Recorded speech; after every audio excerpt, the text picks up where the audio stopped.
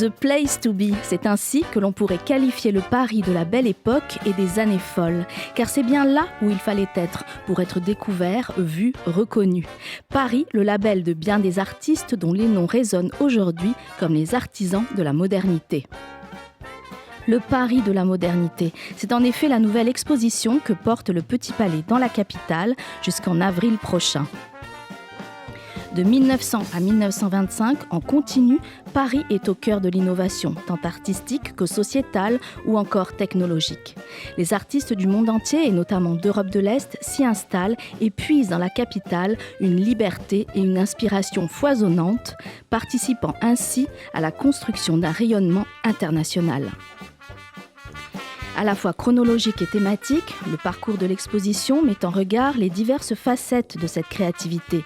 Les arts picturaux en général, la photographie, le cinéma, la danse, le design, mais aussi l'architecture et l'industrie, autant de domaines dont les trajectoires faites de rupture et d'avancée incarnent un Paris ambitieux, intrépide, fait d'autant de scandales que de réussites.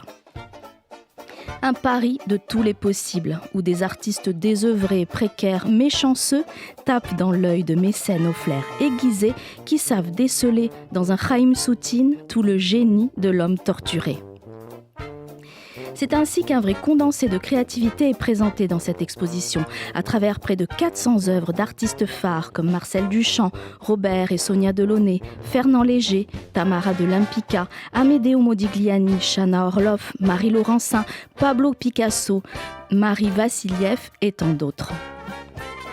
Moins commun, l'exposition propose des créations de la Maison Cartier, une voiture provenant du Musée national de l'automobile ou encore un avion du Musée de l'air et de l'espace. Comme l'explique la commissaire de l'exposition, le parti pris tire son originalité du périmètre géographique sur lequel l'exposition se concentre, celui des Champs-Élysées. Ce quartier est au cœur de la modernité à l'œuvre. Après la guerre, explique-t-elle, la galerie au sans pareil, avenue Kléber, s'ouvre à Dada et au surréalisme. Avenue Montaigne, le théâtre des Champs-Élysées, accueille quant à lui les ballets russes. Et de continuer. En 1925, Joséphine Baker y fait sensation avec la Revue Nègre et attire le tout Paris.